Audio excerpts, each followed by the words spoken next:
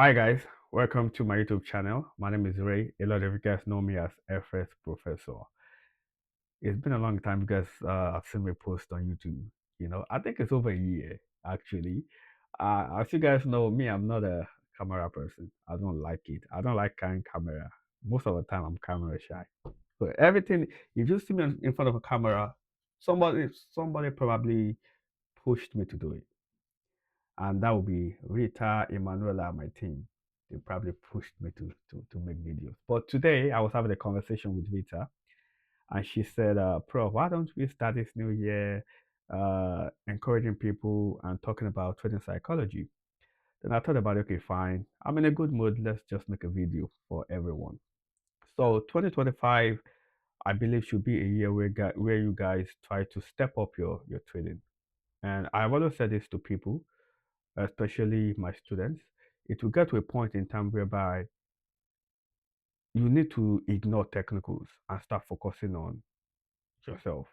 And I mean, when I mean yourself, you start focusing on trading psychology, you start focusing on your emotions, you, you start focusing on your triggers, what triggers you start focusing on your trade and risk management. A lot of all these things you start putting together. So trading itself is broad. But a lot of people focus too much on technical analysis and they ignore the other part of trading, right? So for me, a couple years ago, I knew I was okay technically, and I knew I already learned everything that I needed to know to make profits from the market.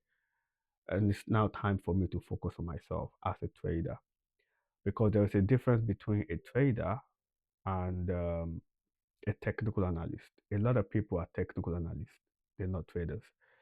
A technical analyst can just analyze. They do not necessarily have to trade. I've talked about this several times. They don't necessarily have to trade.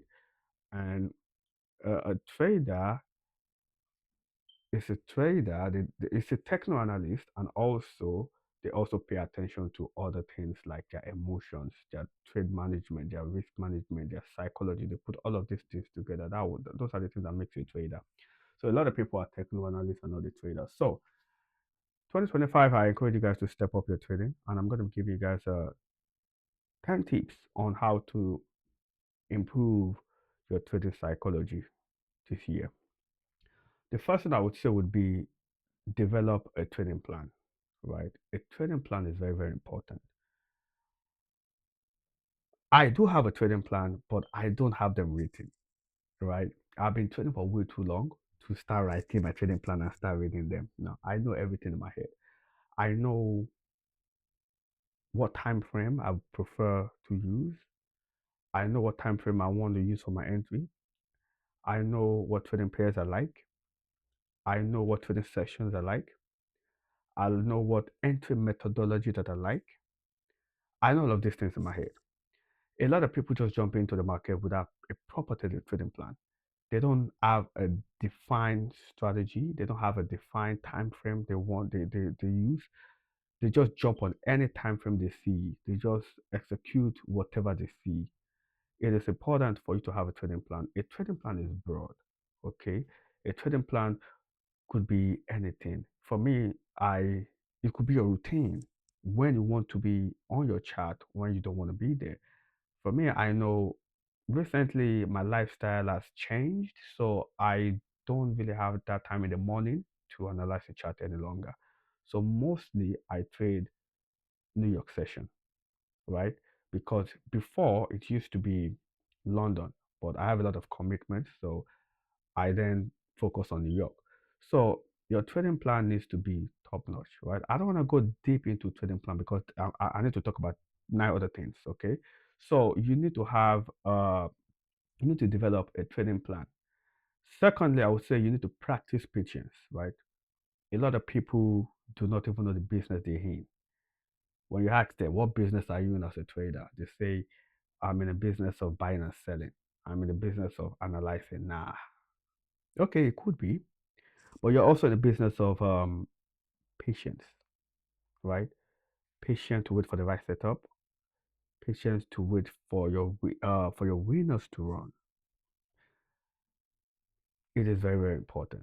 You cannot succeed without practicing patience. Okay. The best traders are not the ones constantly trading. They're constantly waiting for the right setup that aligns with their methods, that aligns with their strategy, that aligns with them as a person based on their personality. Right? They like to see certain things before they execute. Right. So you need to practice patience. That is very, very important. Third, I would say you need to manage your emotions. This one, mm, I know it's hard, right? But you need to manage your emotions. And it is so hard because emotions is not something like headaches, where you can take paracetamol and be fine. Even as you're trying to manage or learn how to control your emotions, you're still making that same mistakes. But the thing is, as long as you know that you're trying, you just continue, right? You can't learn to master your emotions in a day, in a week, in a month. Everybody's different. It could take you 6 months, it could take you 3 months, but the earlier you start, the better. You need to start looking for what triggers you. So you understanding what triggers you will help you understand how to manage your emotions. Okay.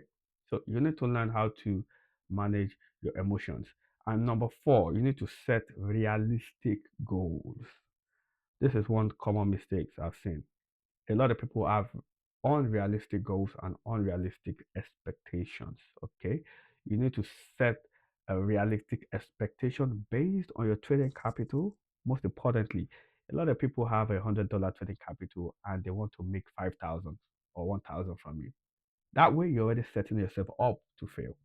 Okay, so you need to set realistic target or goals based on your uh, trading capital and other things. Okay, so that one is very, very important. And also, I would say number five, if I'm correct, keep trading journal. It is very, very important because that will enable you to understand what setups you've been taking consistently and have been making you money, and what setups you've been taking that are making you lose. What currency pairs you've been taking that is making you more money, and the ones you take that is not making you money. It what entry methodology that you're using that is working, and the one that you're using. How many losses? It's a compilation of everything you've done in the past. So at the end of the week you can then go back to go check what you've done for the entire week. Then that will give you an insight of what you're doing correctly and what you're not doing correctly. And number six, if I'm correct, would be learn from your mistakes. Okay. When you learn from your mistakes, it helps you become a better trader, right? Learn from your mistakes and do not go back to it.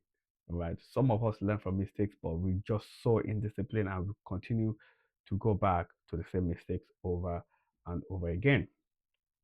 And number seven, if I'm correct, would be limit your exposure to the market, right? I said it in previously, the best traders are the ones that are not constantly trading. You don't necessarily have to sit in front of a computer 247, right?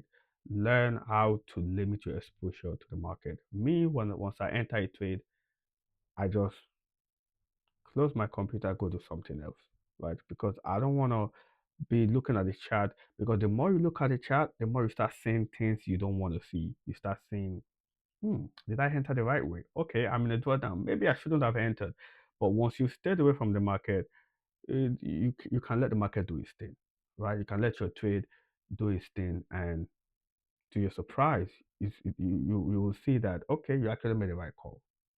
Okay, so you need to learn how to limit yourself from the market, and also number eight, you need to learn how to practice risk management, right?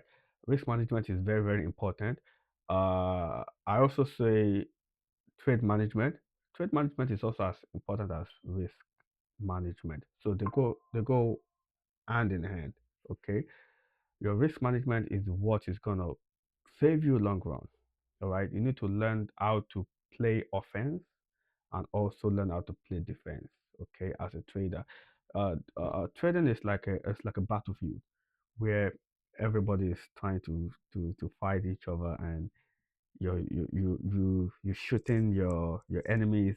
And if you watch war movies, you see soldiers always have like a shield in front of them to protect them where they hide. So that should be like a your risk management should be like your shield, right? Protecting you from your enemies, your other traders that want to take your money from taking your money. So risk management will keep you in the market on the long run, right? Because once you blow your account, you don't blow up. You understand? So learn to practice risk management. And number nine, I would say continue to educate yourself. When I say educate yourself, it does not mean buying every courses, right? It could be watching podcasts. It could be listening to other people. For me, I listen more than I speak, right? So it could be listening to other people. It could be podcasts. It could be reading books.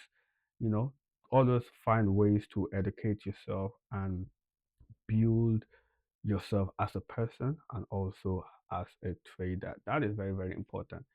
And I would say join join number nine. I would say join a community. That would help you because when you see other people struggling with the same thing you're struggling with, it makes you feel like you're not alone. Trading itself is lonely, and a lot of people struggle. So you being in a community will help you understand what other people are going through, and it will also help you build confidence in the process. So find a community that you like, join them if you're in one, participate more, and interact um, with other people in the community. And lastly, number 10. You want to guess what number 10 is? It's even that simple. It's not even that. It's not complicated, right? Number 10, I would say implement your strategy and stick to one trading strategy, right? I have seen so many people jump from one strategy to another. They have not even mastered one strategy to jumping onto the next one. Then they feel like that one is not working, they jump onto the next one. That way, they are messing up their head, they are messing up their psychology, their emotions. They're not stable, and you will never be profitable doing that. You need to find a strategy that aligns with your personality as a person, then stick to that strategy. Be consistent with that strategy. And I promise you one thing, you will succeed eventually. So there's no point you jumping from one strategy to another. It does not make sense. Stick to one, even if it's retail, all strategy works. Retail works, smart money works, ICT works, Forex automation works, indicator strategy, whatever you chose to use works. Ignore these mentors telling you they have the best strategy. I will never come online and say I have the best strategy because that strategy might be the best for me based on my personality, but I don't know your personality. I don't know the type of trader that you are, so I can't tell you my strategy is best for you. That is why in my course we have different strategies that you can pick based on your person, your personality as a trader, and yeah, so that's it. So those are the 10 tips I've got for you 2025. All right. So let's make this year a profitable year. I will try. I am not promising. I will try to make more videos for you guys. But for now, enjoy. Have a good year ahead. And if you have questions, feel comfortable to let me know. For those of you guys not following me, my Instagram is fx.professor. So feel comfortable to send me DMs if you have questions or need help with anything. Thank you guys for watching, and I'll catch up with you guys later. Bye.